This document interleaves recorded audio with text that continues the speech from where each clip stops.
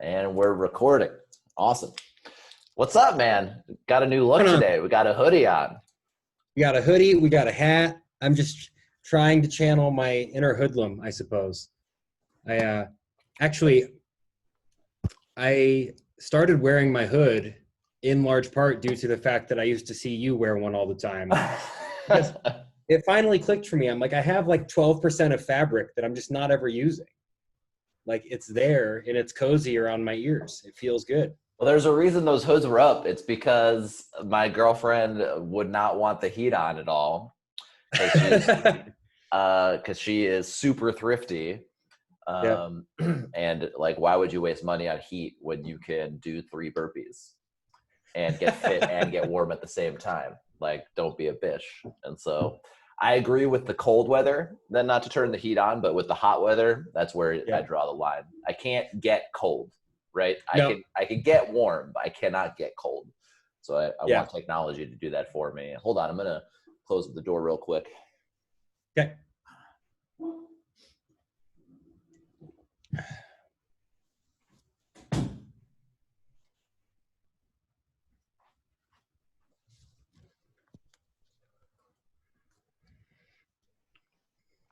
And I tried to use a more diplomatic word than cheap, but she'll be the first one to tell you how cheap she is. It's awesome. That's one of the reasons I love her so much. Because I mean, she sees the value in, like, not value in things, right? Yeah. And so, which I really like. I really like that. It's like no problem having a 15-year, someone who makes very, very good money, makes more money than I do, and I make decent money. And she would be fine with like a 2005 Civic as our primary car. Like, would have no problem with it. Quite conversely, she would have a problem with if I if I got a 2020 beautiful, like, whatever Lexus, or she'd be like, "What are you doing? Why are you wasting your money on this nonsense?" And it's like, I love that attitude so much. I look forward to the day that I someday hopefully get to meet her. She seems like quite a stellar individual. You may or may not. Who knows? We'll see. Yeah. I don't know. You don't know. You may or may not. Yeah, dude. I'm a little off my game today. I stayed up till like Dota? No, I was playing a different video game. I have purchased and downloaded a few other video games. I got the Xbox Game Pass. Oh, nice. Because it's $1. It's a no-brainer. And they have like legit $60 video games to play. Yep. So I'm like, this is obvious. The calculus on this works out.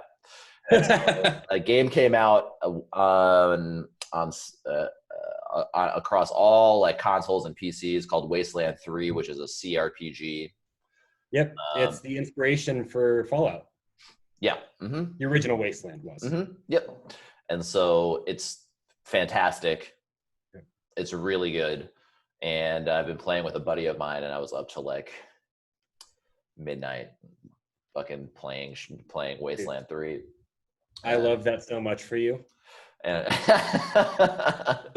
and so I'm tired now, and so I'm a little sleepy, and I don't feel. And the air is like trash out here. It's crazy. Dude, it's been fucking nuts. It's insane out here. Let's see, purple. What is it? Purple air. Here we go. Yeah, there we go. We'll just do a little zoom in, and then I'll share the screen here for our viewers. And accept cookies, share screen, browser sharing. That's California right now. Purple is bad. Reddish and purple is bad. So this is literally the whole state. The whole fucking state is just a shit show. And I'm like, here. All for a gender reveal party. Nah, that's actually not true. Is it? I mean, it contributed to it, don't get me wrong, but it's a tiny, tiny, tiny, tiny, tiny percentage of what caused all of this. Like 80 to 90% of it is just lightning. Okay, that makes sense. Yeah, Colorado's last week would have also been trash. But we, because it's Colorado, got fucking snow this week. so that helped tremendously with all the fires. That's gotta help. It's gotta. I would love fucking some rain. That would be sweet. But dude, I don't know how much longer I can fucking live here, man. It's like, Dude, it's like you gotta pull a Joe. Just waiting for you. It probably is. I'm not even joking. It's probably when this lease is up. I don't think I'm gonna stay here, even though the rents now are substantially cheaper. Yeah. They're way cheaper. My like a studio last year in this building was $2,500 a month for a studio, and now 1 bedroom is about 2,000. That's crazy, man. Is that just people are leaving, or There's just less demand, man. I don't know what the cause for the less demand is, but I'm assuming it's part like, well, let's look at Oakland and the Bay Area, right? In general, tons of homelessness, pooping everywhere, like huge income disparities that are obvious, that are like in your face, protests, riots, wildfires. yeah. And then 2020, baby. and then yes, and now you can work from anywhere because almost everyone works in tech out here, almost everybody. And so why stay here? Why? I mean, the weather's really great, but then we have a whole season where I can't go outside because I can't breathe. I don't know if you saw the pictures of what a whole day looked like out here as well. Did I show you that? No, I saw ones in Oregon, but I didn't see any from California. Looked, there's like that redness, and that's not being hyperbolic. There's no like filter. I woke up and it was the blood sun, and I'm like, dude, am I is this right before the vampire movie happens? Like, what is going on? It was crazy. So Reddit, let's go to, this is why we need our own Jamie. Because filling up the dead air with this, but r/Oakland, which I love. And I'll pull this up. It's a GIF.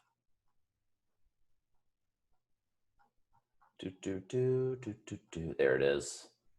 And let's see if I can get a good, here we go, sharing this one. And this is legit what it looked like. That's insane. For a whole day. It was so bizarre. It was so crazy. So yeah, I'm like, or move to a place that's hot for 6 months. You been to Austin? Mm-hmm. I fucking love that city. It's a cool city, man. It's very cool. It's definitely smaller. It's definitely like there's more room for sure. And yeah, it's cool. It's very cool.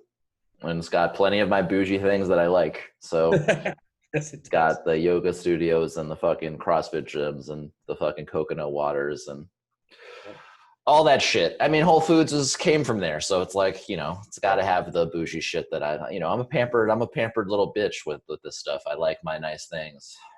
So I got to have them. I can't move to, I can't move to Waco or some shit, Oh, nope. I love Chip and Joanna, but fuck that shit. I can't move to, I went for a consultation for a surgery. Forget the town, but it was like some gas town and it's been booming. But I'm like, no, man, I can't there's no way. There's just no way. You and I are cut from the same cloth in that regard. I don't need it, but I vastly prefer to live in a place with very nice amenities. Yeah, I want my granite countertops, dude. I gotta have them. Yeah, not to mention rent is super cheap. It would be an immediate like 15 to 20% pay bump. Just on and not to mention that's just on not paying California state taxes, which are like 15%. And so, yeah, it'd be like an extra $1,000 extra a month. And then I'd be saving money on rent living there. And then I wouldn't be in California anymore. But, but anyway, enough about me, man. This is your time. And I guess now it's more than that. I guess it's more than your time now. I guess this is it's definitely still your time. It's just also a bunch of other people's time. Whoever wants to watch. In the immortal words of Spicoli, if I'm here and you're here, doesn't that make it our time? Oh yeah. Well, I mean, yeah, as I've said a million times, like I get way more out of this than you ever will. So I now know that to be true. Like now that I've got my own guys I do this with, like selfishly, it is the best feeling for me that I can have. And yeah, I mean, I think we touched this a little bit on this last week when you told me about you getting another guy. And it's one thing to like do it and being mentored in it.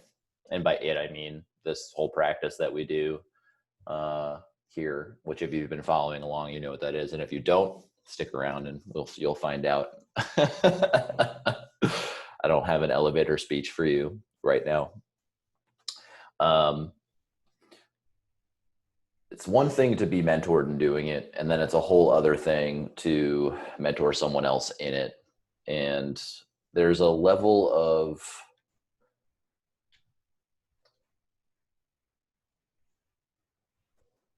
accountability that isn't there, or that just it's just a whole other echelon of accountability when one is mentoring. And there's really good feedback from your students of like how much you're walking the walk. Yeah. Oh, absolutely. Like they are a great sounding board for that. Yeah. Are you full of shit and doing it or not? And you can fake it for a little bit, but not for years. Yeah. And just the fact, like, so if I tell people about this kind of stuff and they're not familiar with it, one of the common questions they get is like, where do you find these people? Yeah. And what they don't understand is, like, I don't go and find them. Like, I don't advertise. It's not like I'm trying to get some business going. There's two things. We're like, oh, you should start like a coaching business. And then two is like, where do you find them? And I'm not interested in making money off of this ever. Well, I should say directly, like from the time of teaching the students, like if, 1,000 people subscribe to this and like, yeah, sure. I have no problem making money off of ads on YouTube. That's fine. That's not the goal. If it happens to get there, cool. If not, that's not why I'm doing it. But not directly. So I have no interest in turning this into a business in that way. And then I have no interest in like recruiting people into this either. It's not how I was taught, and I want to work with people who want to do this, not that just have the money to do it. Plenty of people are like, yeah, sign me up for this program. Yeah. And then don't do shit. So they're not done. It does. No. They don't want it. I want people who want it so bad. They're just going to show up. And this is free, man. It's like, I don't fucking need you for my living. I subsidize this work with another cool thing that I do called programming. Super rad. I love it a lot. But it's not what I was put on this earth to do. This is what I was put on this earth to do, for sure. And I think all human beings actually are. I don't think it's unique to me. My purpose is to reduce human suffering. That's it. That's why I'm here. Full stop. And I really think that's kind of everyone's job. That's why everyone's here. why do we like progress as a species? Like, why do we try to make things better? Reduce suffering. And then, like, interestingly enough, I think the more suffering that we reduce the suffering, it starts to open up questions about why we're suffering in the first place. Like, especially now in today's world, it's like we're not dying. Well, if you are fortunate enough to have been born and punched a cosmic lottery ticket in an abundant place, we are no longer dying of weird diseases and starvation and dehydration and things of that nature. We're dying largely in like diseases of excess, right? It's like we're crafting suffering from something else. That's the beauty of it. Like, we can't escape it, but what we can do is, right, it's very, very difficult to focus on like the nature of suffering when I am on fire and I'm starving to death and I have no house. It's way easier when I've got a nice cushy AC in place and I'm like, is this what life is? Like, is my life like waking up Monday through Friday, punching a clock, coming home, eating dinner, and falling asleep in front of the television? Is that what life is? Is this it? That's an easy place. We can go from there. Don't get me wrong, like, a super hard bottom is actually really effective at bouncing people, at waking someone up. That's my experience. That's where I came from. And it was a long process, dude. But it's not the only way. And I had all it's not like I was homeless. That's not my bottom. My bottom was wanting to kill myself every day. Bottom. It was an emotional bottom. But I had all the fucking trappings of comfort. You know, I had a nice place. I had a wife and stuff and a job and all those things. And I was like, why do I want to die? Like, where's this coming from? Where is this coming from? So we bring it all the way back. Like, doing this stuff and sharing it with other people. Like, obviously, not only do they get the benefit of learning this way of life, but then I get the benefit of teaching it and a deeper understanding, right? And it's like, it's way better. It's a fucking old cliche, but it's true. And it's like, you really want to learn something, you teach it, right? Or I'm just butchering, or that's the paraphrasing of the phrase. It's enough for government work. Enough, whatever. You know what I'm saying? It's true. It's totally true. Even something you think you know really well, like programming, go teach some of it and be like, oh shit, I get a bunch of questions and I'll deepen my understanding of it. It's really cool. And so that's why in this practice, it's like, one, we're never done, but the next phase, once we kind of get it, is sharing it with people who want to share it with you. And so when someone comes up and it's like, well, where do you find these people? Well, I don't find them. They find me. And that's another barometer of living my life nice enough, or actually living this thing, is, do people want what you have? And do they want what you have enough that they're willing to come up to you and be like, dude, I fucking want this. Like, what's up with this? And they're curious. Like, it's not like they come up to you and be like, will you teach me, sensei? That's not like what they fucking do. It's not a fucking kung fu movie, but it kind of is. It's not as blatant. They'll like ask questions and get super curious. And then I am purposely vague and I drop breadcrumbs. Checks out. That was definitely my experience. And I'm not going to be like, oh, do you want a fucking mentor? No, dude, absolutely not. I'm not. One, I'm like full. I don't want any more people. So in this pyramid scheme of happiness where we don't sell anything, I'm full. And then it's up to the rest of my downline to spread more joy and alleviate more suffering. So, which is another benefit. Right? It's this giant lever that I have now where, you're doing it, other guys are doing it, and then they'll have guys that do it, and so on and so forth. And gigantic pyramid scheme of joyfulness. I'm down, man. That's a pyramid scheme now we can get behind. And the monthly subscription fee is just showing the fuck up. That's it. That's your fucking like affiliate fee or whatever the fuck they call it in MLM or whatever. That's your your admiral fucking thing. I don't know I don't know the phrases. I'm not an MLM. But it was so funny when I pulled up the Big Book of AA to go through the resentment chapter with my first guy, and I was like, I'm gonna share my screen. I'm gonna pull something up, and he's like, he's a fucking love this guy. He's like, and that was the only moment that I was pretty sure you were gonna pull up a brochure about selling me something. Yeah. Like, no, dude, this is actually the hard part. This is the free.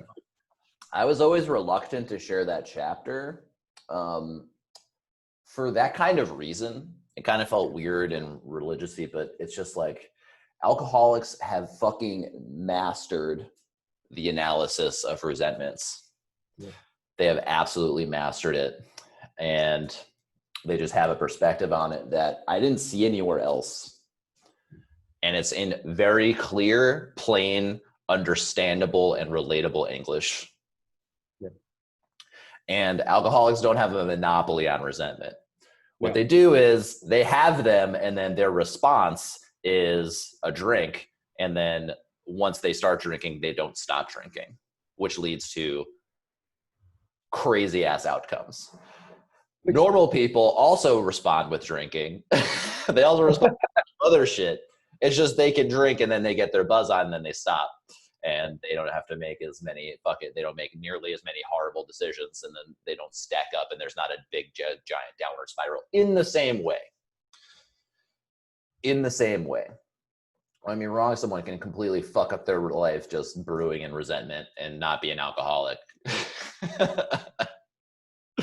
But it's the same root cause, right? For alcoholics, alcohol is just a symptom. It's a symptom of a deeper issue, and they're trying to cover up the deeper root cause, which is for lack of a better term, a spiritual malady. Yeah. It's an emotional malady, which is what we're going through. Like these scripts that don't work, these stories that don't work, that we're just following and going by on autopilot thousands and thousands and thousands of times a day. That's coming both from inside and from the world around us. Like billion-dollar industries on selling us on that we're not enough. And you know what will make you enough? This fucking Rolex, this fucking car, this fucking whatever. Buy this thing. Fill that hole up, man. We've got there's a hole. You've got a hole, and it is in the shape of this sandwich, man. And it will fill it up. I promise you. That's 99% of advertising that I encounter. It's like, you're not enough. Here's the enoughness right here. It's just a purchase away in 5 easy installments of $39.95. You too cannot be a piece of shit anymore. Where is this coming from? There isn't enough out there. And then you got politics, and it's like, guess what? Who's going to give you enough? I'll give you enough. You vote for me, I'll give you what you need. I'll take care of you. Big Daddy will take care of you. You don't feel safe? Big Daddy's going to step in. First off, you're right. You're not safe. Big Daddy's going to come in and take care of it. I got you, baby. There's politics in a nutshell. Summarizing it all right there. Where are they coming from? And so I'm like, these ideas, I just don't want them. And I just don't want that. They just don't feel very good. At the end of the day, they just don't feel good. And they lead to lots of pain. Lots of pain and then lots of suffering. So why don't I just think different thoughts? And then reduce the amount of effort it takes to have those things come up on autopilot by not exposing myself to the barrage of just hate and sadness that is social media and most advertising. I just bit the bullet. In the same vein, I had resisted paying for YouTube because I was balancing the, like, do I give Google more money? Right. And also the cheapness, for sure, absolutely. And there was also the, like, I have never paid for YouTube, like, and I'd been using it since 2001 or whatever, YouTube Premium is and it's a game. so and I was like, fuck it. I'm like, no, like, I know I don't like advertising for the exact reason that we just talked about. So I'm just going to pay to not experience it in this other vein. Worth every penny. Spotify, worth every penny. Any subscription service where I don't have to watch ads is worth its weight in gold, which is, it doesn't weigh anything because it's a subscription. So, so I pay for it. And I'm not, like, they're not perfect, man. It took me a long time to get to that decision, but it's like, yeah, obvious in retrospect. Obvious. If I'm not going to plan out my thinking, someone else most certainly will. And I don't know what their intentions are, and I don't know what their motivations are. I've said this a million times, but I'm just going to reiterate it. And people, it's not like people are oblivious to this, man. My buddies, like, the guy I was playing games with yesterday, he knows this. He knows it, and he knows Twitter sucks, but he's on it all day long. And he's like, man, I know it's horrible for me. It's like, it's the worst, but on it. But I'm on it. And I fucking get it. This isn't a moral judgment on them. Like, oh, and they're bad, and I'm better than them because now I'm not on Twitter. Which I guess technically Twitter is the only thing I'm technically still on because I haven't actually deleted the account. But I've literally had 10 interactions with Twitter. It was one where I was like, Facebook I had to delete because I would go on. Instagram I had to delete because I would just go on it. I would just go. Twitter I'd literally never go on. But now that I said this, I'm gonna fucking walk the walk. I'm gonna delete it after this. What a fucking guy. Yeah, I'm just gonna delete it after this. Yeah, that's been on I sometime during quarantine rebit the Instagram and Facebook bullet because I was the same way as you. I didn't actually delete my account. I just deleted it off my phone. I'm like, oh no, I'm good. I'm fine. I don't need that. And then one lonesome quarantine day, I see what's going on in the world. It's fine. It's fine. Then fast forward 3 months, it's like, I'm just sitting here. What I'm going to do, I'm going to reach in my pocket and pull out my phone. And it's like, why the fuck is this? This is trash. And I know it's trash, like, logically. I've experienced the freedom that comes with not doing that and went back to it anyway.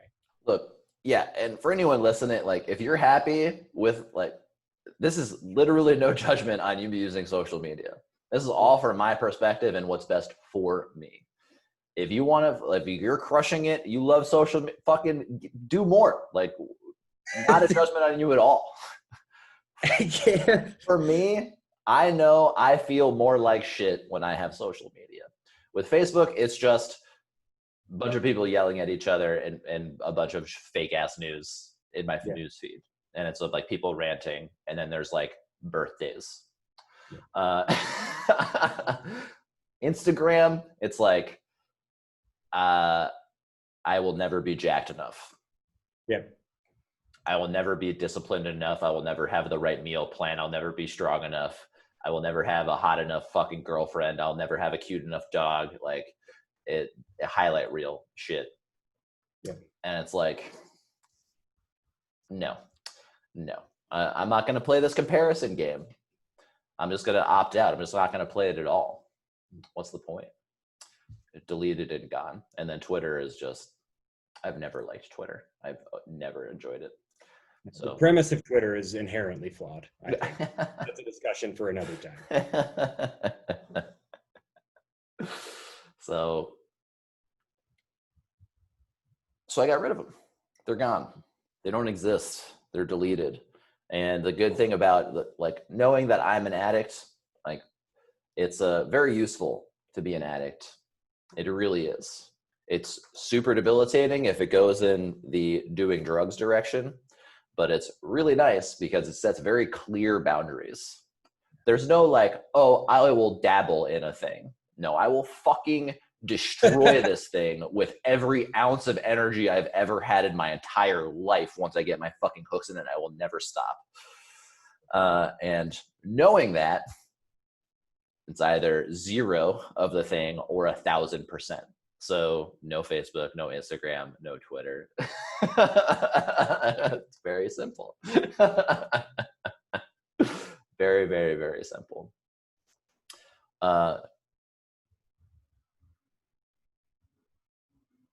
I think that's all we should talk about that stuff. We'll go into the brass tacks for your routine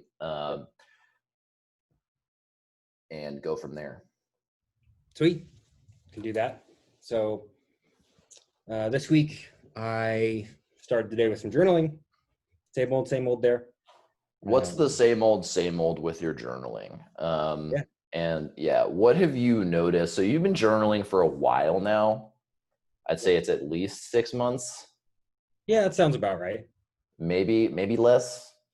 Maybe 4. So why, like, first off, what are you doing? Are you like, dear diary, today I went to the store and it was great.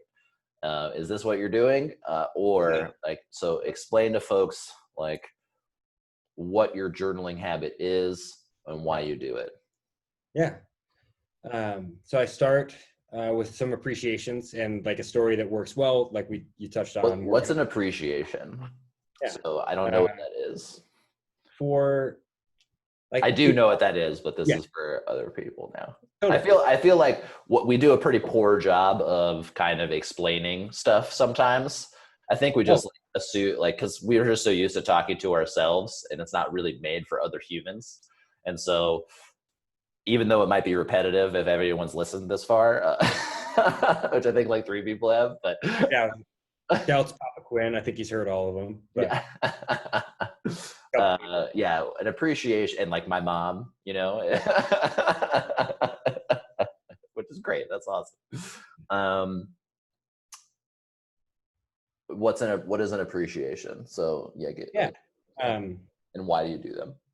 Yeah, I mean, people talk a lot about like gratitude journaling, and it's the same idea. We just you and I have chosen to replace the word gratitude with appreciation. It for us feels.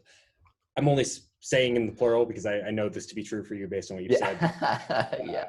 Gratitude's a great word. It's just been overplayed and overused. And so I immediately have like a resistance to the word. Kind of like hacking. Like I don't like that phrase at all anymore. And it's been overplayed and overused. Like hack your this, hack your that. I'm like, nope. Or just fucking show up. Or just do a thing that's cool, you know? That's a way to do it. So anyway, yeah, go ahead. Yeah. So an appreciation is just taking the time to notice and to actually like notice, but more importantly, feel appreciation for something that I'm choosing to write down. And for me, if I'm like being, what's an example? Yeah.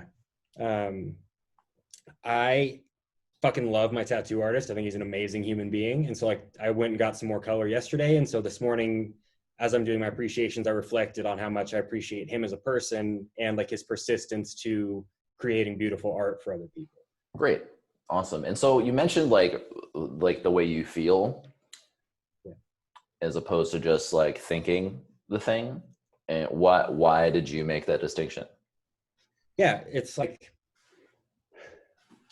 I don't want it to become just another task of I'm going to wake up now and write down 3 things that I appreciate just to check it off my list and be done. If I'm going to spend the time, and the whole reason for me of doing the appreciations is a practice of cultivating appreciation in the rest of my life.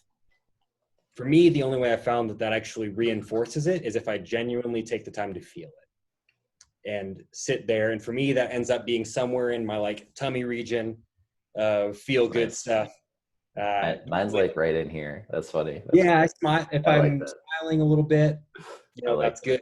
Usually tummy region, and then yeah, and some days I just like blow through them and I don't feel that, and I notice the difference. Well, but why do appreciations at all? Yeah, I think my favorite analogy or favorite description, and you gave this to me, was if I'm waking up every day at the top of a hill and there's a big old boulder up there with me, and we don't like the term positive or negative, right? But if there's two directions that boulder can run down and one doesn't feel very good, and that's like for me starting the day by scrolling or looking at the news or whatever other thing is going to set me on fire, versus like knocking the boulder down the hill of feeling pretty good with things like appreciation, meditation, reflection. I'm going to knock it down the way that feels really good, because as that boulder starts rolling, I'm not going to be able to, or rather it'd be really hard to run in front of it and push it back up the hill and get it going the other direction. And same is true if I start the day feeling pretty poopy. That momentum begets more momentum, and it is, I want to feel pretty good. This is a way I've found that helps me feel pretty good. Yeah, it's just it definitely helps build momentum, and to add on to it, that's all great. Obviously, because I said it.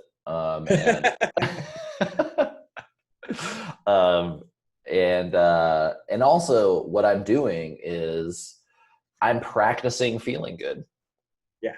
And it's really hard to appreciate something and feel shitty. It's really tough. Like, you got to really try. It's really very hard to be like, oh man, that was fucking awesome, and then be like, and I feel like shit right now. Like, that doesn't really happen a bunch. I'm sure it's possible. Hate fucking. Yeah. Nah, man. No, that's amazing. I respectfully disagree. It's kind of similar to like when two guys just have it in for each other and then they fight and they just get it out of their system and then they can be cool.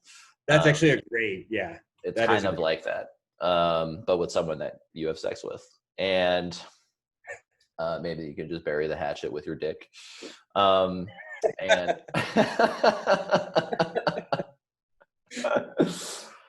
but yeah, look, the more I feel good, the more I feel good. And that might seem like a tautology, because it is, but what I really mean by that is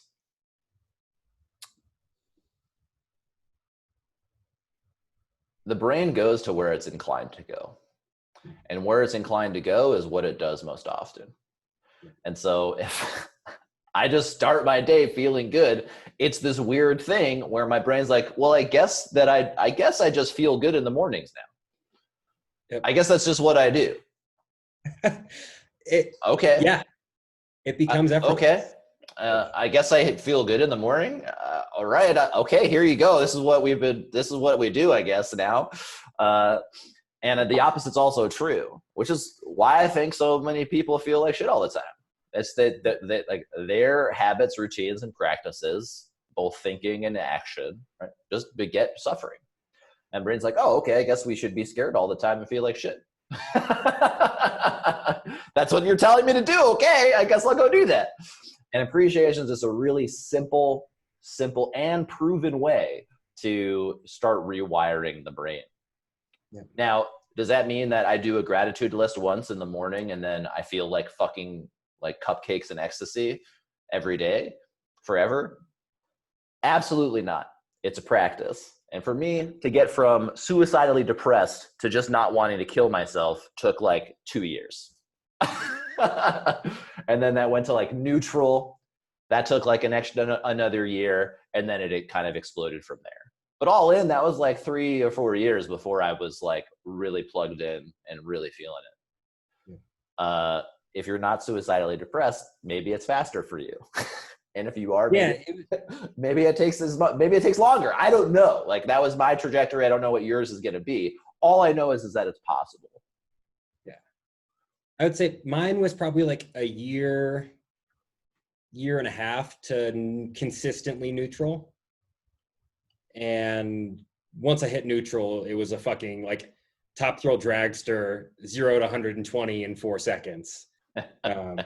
this acceleration point. But it's really easy to do that when like I've seen the shift, like I know a shift is possible, right? Once I've made a dramatic shift, because like coming from negative $1 billion to zero is fucking a lot, right? So it's negative $1 billion being suicidal, depression, zero being neutral, right? That's a huge jump.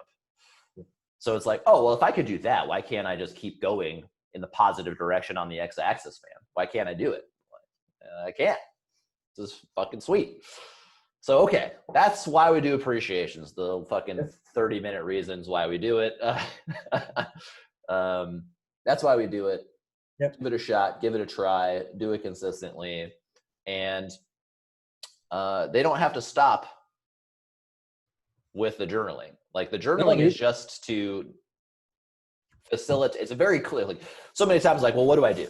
Right? What do I do? Like, how do I do this stuff? Like, blah, blah, blah. Okay, you want me to, like, okay, my thoughts, like, determine my level. How to fucking change my thinking? Okay, well, that's one thing that we can do. Yep. Yeah. One thing. I mean, that's why we start our calls with, like, what was your routine like for the week, right? And we usually only get through the first 10 minutes of my day most of the time. Yeah. The real reason that we do this, which I've said before, well, that's not entirely, I do want to check in on to, like, part of this is, like, are we doing the deal?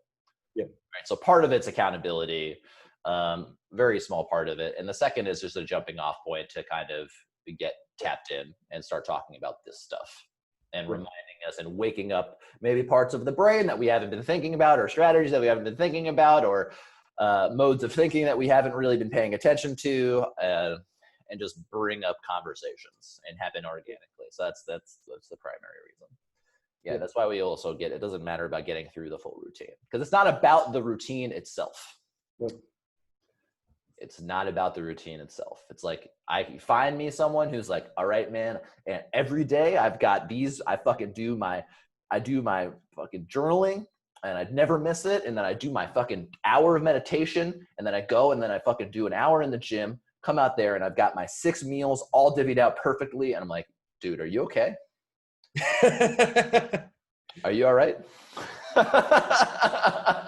Because there's something going on, man. I can tell. This is super, like, dude, by all means, you want to live that rigorous fucking Spartan like discipline, like, absolutely go ahead and go all the way down deep. Go join the Navy SEALs, go to take the whole Goggins route, man, and then come full circle and realize balance.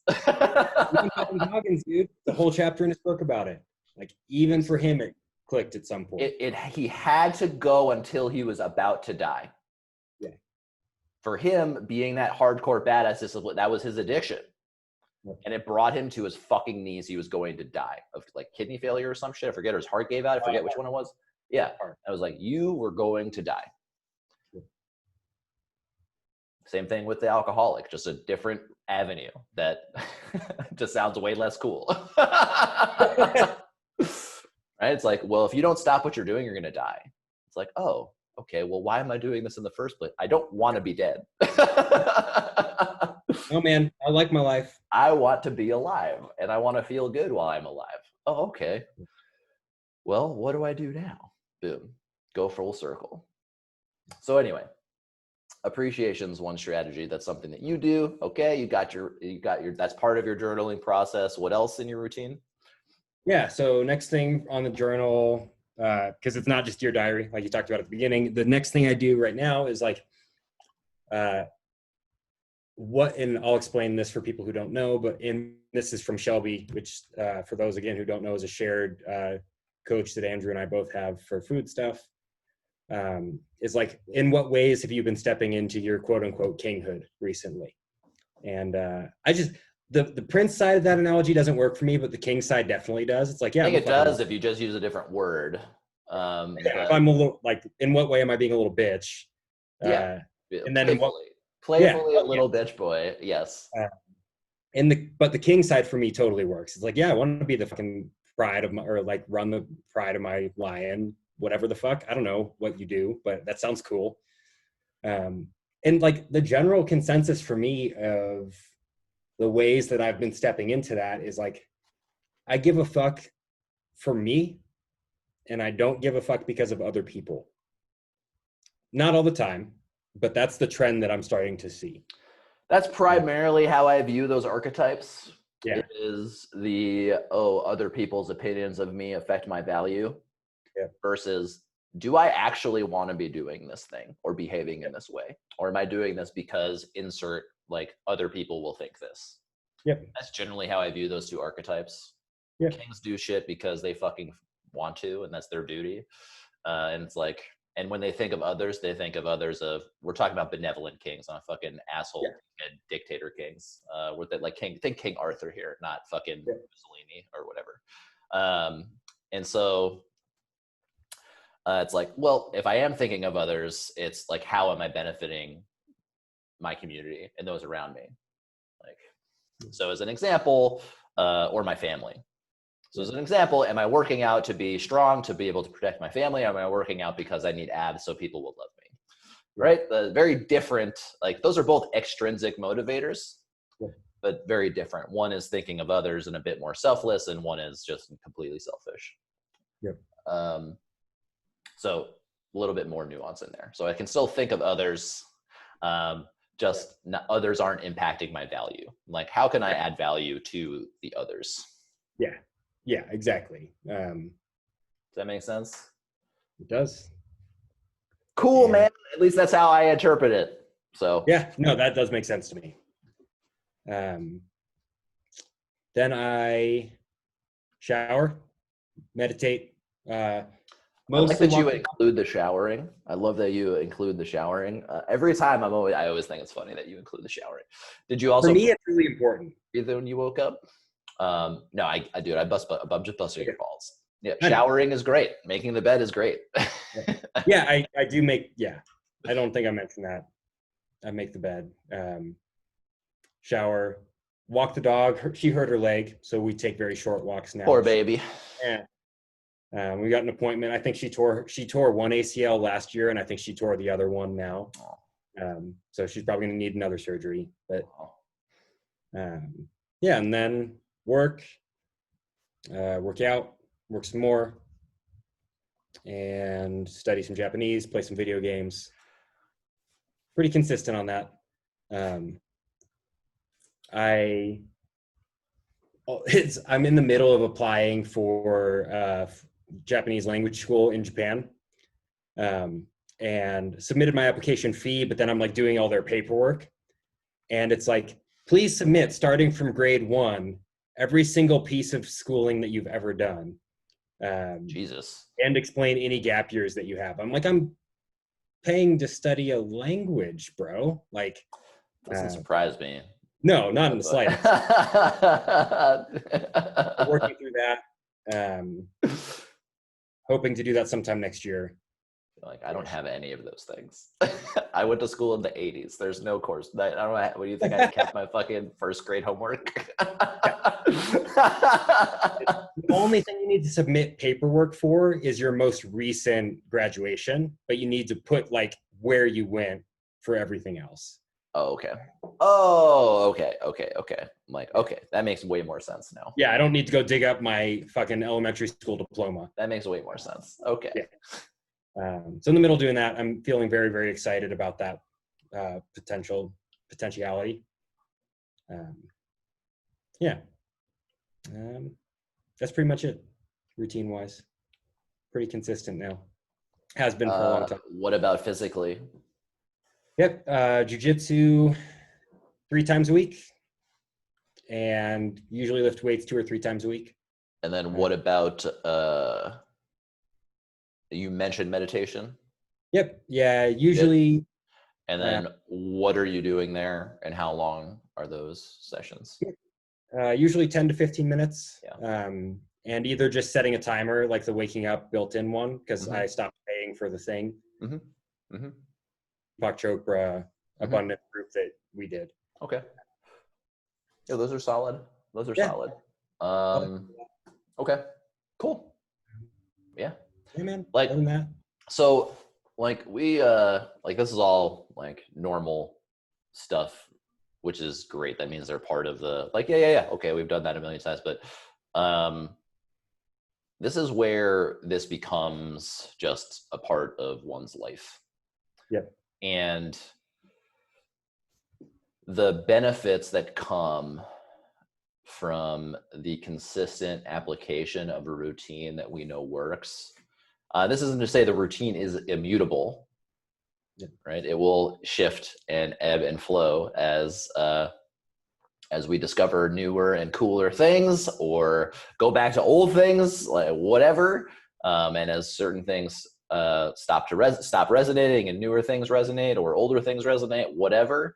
But a consistent application of stuff that we know works carries over into life in these really profound ways.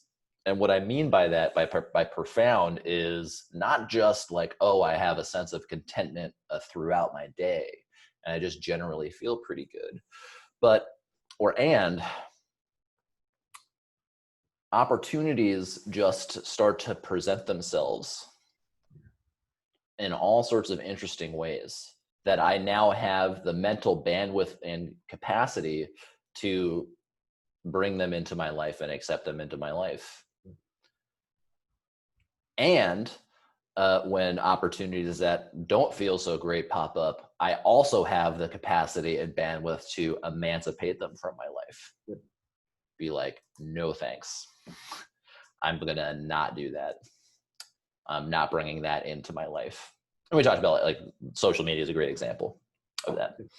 And that just begets more and more of it over time.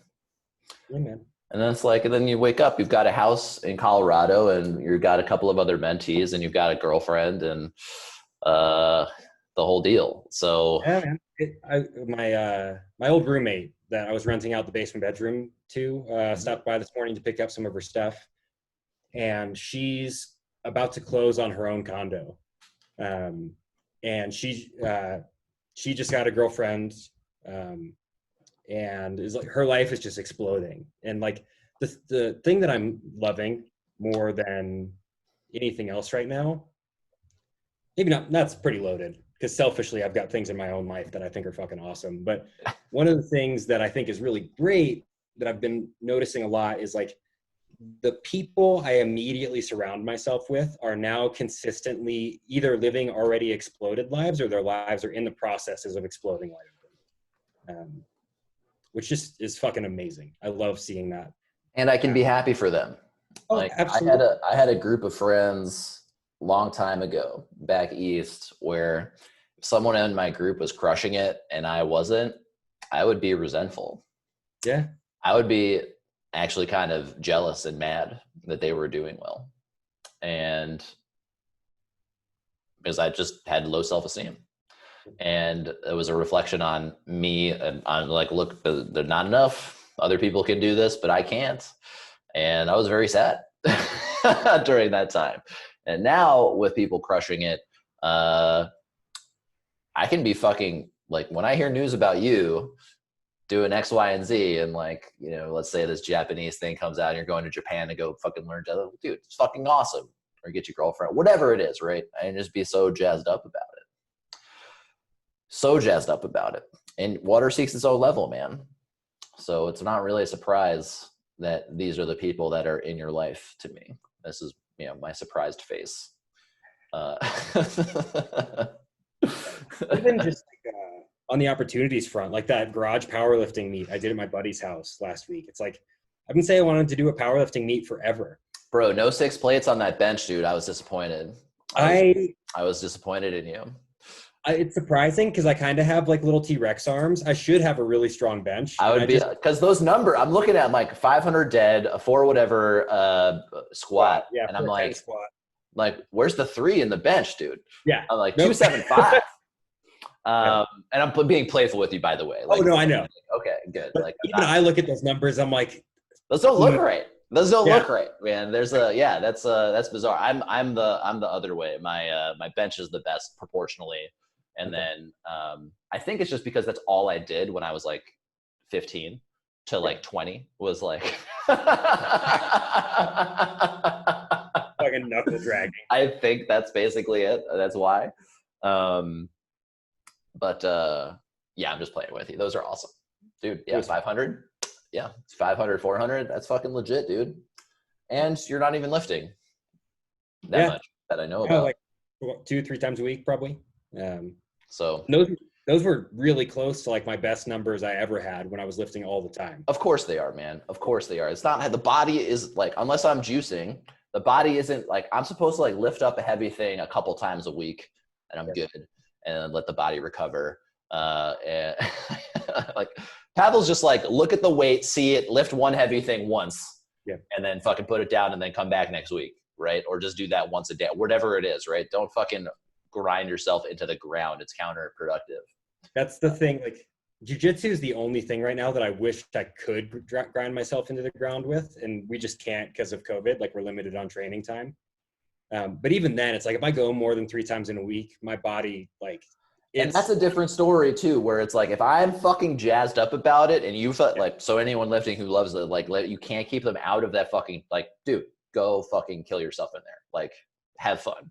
But if I'm going in there because I need like 17-inch arms instead of 16-inch arms, and it's like because maybe someone will touch my pee-pee and love me, like, I want to take a break and reevaluate the decision makings that have brought you to this point. It's all about the feel, man. It's all about the motivations. The why I'm doing something is going to impact how I feel about doing the thing. Yeah. And yeah, plenty of accomplishments have been done based on not enoughness. So it's a wonderful motivator to going and getting shit done, but it doesn't generally lead to a fulfilling sense of contentment in my experience. So yeah. That's awesome, dude. That's awesome. I would love to pick up a barbell. It sounds great. I haven't lifted anything heavier than a kettlebell, a 53-pound kettlebell, in 7 months. So it sounds pretty sweet to me. I guess that's not true. I have a pull-up bar, so I've lifted myself up but I would love to fucking pick something up off the ground. That's 400 pounds. It sounds amazing. I would not be able to do that. I tell you that right now. Would not be lucky to get 315 at this point, but that's okay. It comes back so fast, too. It does. It does. It does. Dude, that went by so fast, man. Yeah, it did. It flew. That went by super quick. Do you have anything for me? No, I think like I had some like exciting stuff I wanted to share with you at some point this week. I think the biggest of them was the applying for the Japanese school, so I did that already. When do you hear back from them? I have to finish first, and then because as fun as like digging through. Like ideally, when would you start? Like when would that be? My best case would be July of next year. Okay. I'm applying for July. The backup is October. And then what would you do with work and stuff like that? I don't know yet. Cross that bridge when you get there. Yeah, I would love to stay at Alteryx. The language school is only like 3 hours a day. So I have, for all intents and purposes, like a fully open schedule still. So I could work, but it's like, do I really want to be working a full-time job while I'm living in this place that I might have a finite amount How of long time? is it? How long is the school? Starts at 6 months, and then I can reapply for up to 2 years total. But I mean, the program is 6 months long, or is it 2 years long, or is it like you can go longer? Got it. Okay. Like, it's a linear equation. Like the longer you stay, the further into the program you get. 2 years is. Got it. Yeah, I mean, 2 years in Japan, you'd probably be pretty good at Japanese. Yeah, probably. If you finish the 2 years, it's designed to set you up to be able to go to college in Japan and take like collegiate level courses. In Japanese. In Japanese. Holy shit. That's rad, dude. That sounds amazing. That sounds super awesome. I'm excited to see how this unfolds. It's going to be rad, whatever happens. So, all right, dude. Yeah, man. Anything else that was super? You said you had a couple things that were exciting. So yeah, dude. My girlfriend's fucking dope. I enjoy being around her a lot. And yeah, man, life's pretty fucking great at the moment. Always has been. I think that's a key. I'm really glad you paused there and said that again, because even when it's not like, so we got this COVID thing that's going on. A lot of people are like, 2020 sucks, yada yada. 2020 has been like my favorite year ever. Well, there's a lot of pain and suffering. Yes. Yes, And there is. there's a lot of people who are not having a great time. Yep. And I've had not a great time before in my life. Now's not one of them. Like, yeah, it's kind of nuts outside and COVID sucks. I'm not really impacted as much as there as other folks, but I am no stranger to suffering. And the good news is human beings in aggregate respond pretty well when there's no other fucking option. And or shit gets really, really bad. It's like there ain't no flowers without the rain, man. That kind of thing. Yeah. And so I am. I mean, I'm always optimistic, but hitting a rock bottom or hitting a bottom, I don't know where the bottom is. That this might not be it. There could be a lot more. There could be way worse bottoms. But whatever the bottom is, there's a lot of motivation that comes from the desperation of hitting bottom. And so, and we have a pretty good track record of coming from horrible shit and like bouncing out of it and being better than ever. And by us, I mean like the US specifically.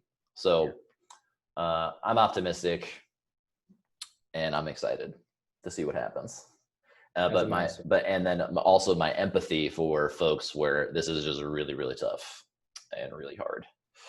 And it doesn't have to be that way. It just doesn't. So if you are feeling that way and it does suck right now, it's like this too shall pass. I promise you. So anyway, all right, man. I guess we'll leave it at that.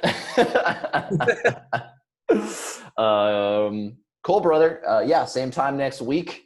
Maybe we'll get a resentment in. Who knows? Again, it's not about like you're already doing the deal. Like you're already like doing the end of the program. So, so like the end is like going and being of service to other people, and you can do that on day one, right? It's just not this specifically. But you're already like you've been doing this for a couple of years now, and so I mean I think you're fully equipped to do this kind of stuff and be doing this kind of thing and helping other folks through this process. So you're doing the deal. The resentments are again just practice on. You already know this, but it's just the like all right, let's outline the thoughts that don't really work so great for us, and there's really no end to those. So we do have there is a finite list that we've created and we will get through all of them, but it's just practice doing them. And you already are doing it and you're just not doing it formally with me and like recording it. It's really not a big deal to get through the full list. But we will. All right, brother. Sir, thank you as always. All right, man. Later.